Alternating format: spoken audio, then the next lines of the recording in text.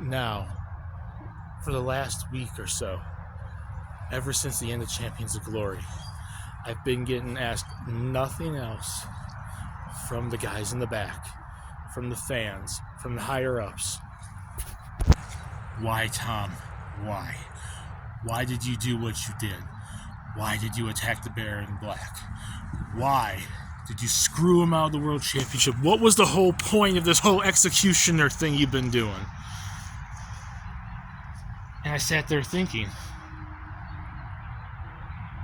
I originally wasn't going to tell anybody, because quite frankly, none of you deserve a damn reason and a damn explanation for why I did it. But then I started thinking, if I don't explain myself, if I didn't start to explain why I did it, you would never understand why it had to happen and why I felt it needed to happen and where we're going to go from here. Why did I screw Baron Black out? Now, Baron probably knows, or at least I would hope he does, at least a little bit. But with that being said, you all don't know the reason. And quite frankly, right here, I'm going to address it right now. Now, some of you may not believe this, but me and Baron Black go back a long ways, since well before his wrestling career. We are in the year 2023, and I take you back 12 years. 2011, the beginning of 2011. A certain online group. This was well before he fully got into his wrestling career. He was still training, and quite frankly, his name was switched. He goes by Baron Black now, but back then, you would call him the Black Baron. But back at the beginning of 2011, there was a certain online group, a little YouTube group, that people that were in the group back then and people that interacted with him back then would remember. But the most general audience probably wouldn't remember because it was so long ago and it only lasted for so long.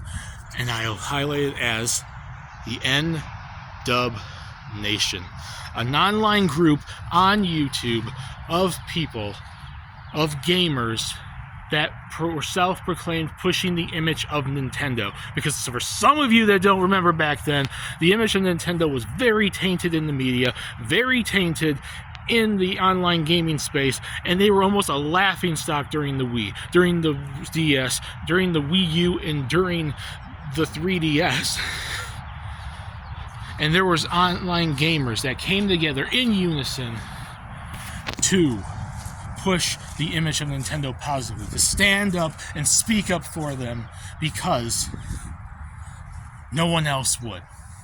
It's not the Nintendo of the 80s and 90s. It wasn't the Nintendo of nowadays. Back then, during the 2000s and early 2010s, Nintendo needed something like that because their self-image was really in the gutter.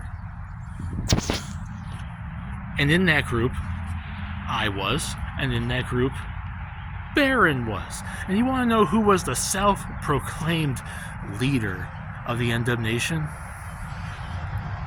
The Black Baron. He ran that group. He was one of the most vocal members of that group. And because of him, our name got known all across the gaming scene on YouTube.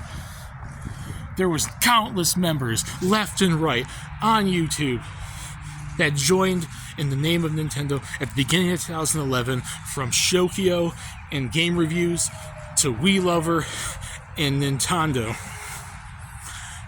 KFD, Dr. Dre, everybody, all these YouTubers, left, right, and center, came together and we were in unison because we all loved Nintendo. But you would start to think, if that's the reason for why we all came together, why did I do that to the Baron? Wouldn't we have some sort of brotherly unison? Let me go further into the story. That was the beginning of 2011. Flash forward to the end of 2011, where we get to the Game Awards. The Game Awards 2011, and who got themselves a ticket there? Who advertised they were going to the Game Awards? The Black Baron. Baron was going to the Game Awards, and he was going to stand up for Nintendo, stand up for Nintendo gamers, and go and confront them face to face. And for a lot of us out there, we thought he was standing up as a member of the End Up Nation, as a member of these online gamers that wanted to step up and speak out to the gaming industry, who at the time pretty much knocked Nintendo into the mud and stepped all over them. But that's not what happened. He showed up there, he confronted them, but he didn't confront them per se in the name of Nintendo. He didn't confront them per se as a member of the End Up Nation, as a member of all these online gamers of Nintendo fandom that were sick and tired of them being belittled through the mud. He went there to promote nothing but himself. He went there for the selfish reason of pushing Baron Black, of pushing the Black Baron, of pushing his own name. And I've never lived that down. And I quite frankly think a lot of the End Up Nation members have not lived that down. Because shortly after that is when the group started to fall apart. 2012. We were going strong in 2011. Riding high in 2011. And 2012 hit after the Game Awards. Members broke off. There was infighting amongst the End Up Nation members. People left the group. People was going after one another. And the group slowly fell apart to the point where at the end of 2012, the group was pretty much no more. And by 2013, we definitely weren't together anymore. Some members of the group kind of kept in touch. Some members in the group continued to kind of interact with each other and do stuff and collaborate. But the End Up Nation went from being one of the most vocal groups on YouTube fame to being no more than an afterthought. And I do believe, quite frankly, deep down inside my heart, that Baron's actions were the starting point, if not one of the highest, earliest points for the group going down. And while I really don't care, because I had a career and everything on my own outside of the End Up Nation, there's some people that valued their time in the End Up Nation and valued it and needed it, and their entire YouTube careers were pretty much built off of it.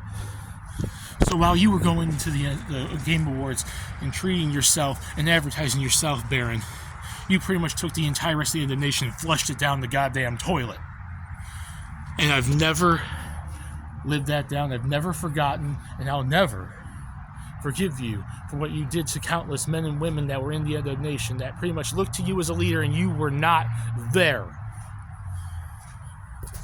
You went off, you did your own little pro wrestling career, you switched your name around, you traveled from company to company to company, ended up in AEW, and then I brought you in for a collaboration match at Versus the World and signed you on a contract. And at the time, I thought I lived down what I had against you.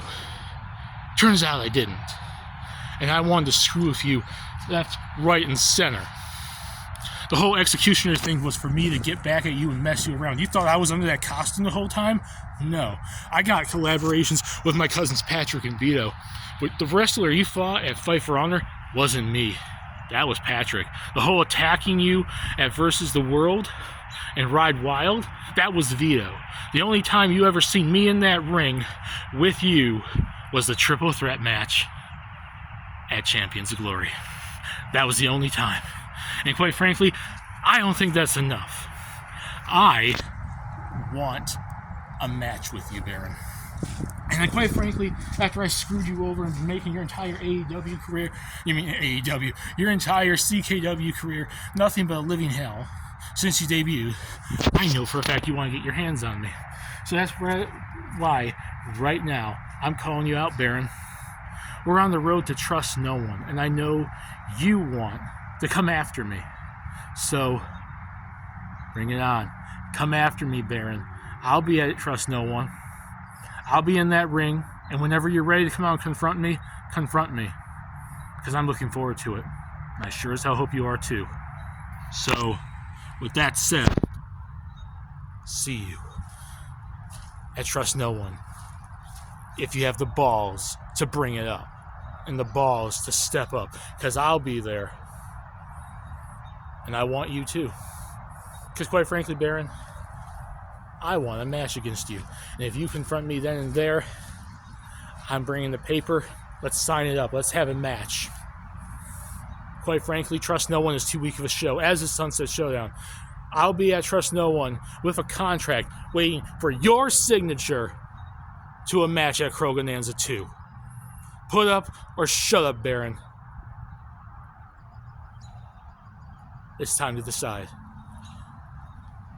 And with that said, I'm signing out. So, Baron, I'm hoping you're there. Because if you're not, I'm hunting your ass down and I'll force it out of you with your own damn blood on the contract.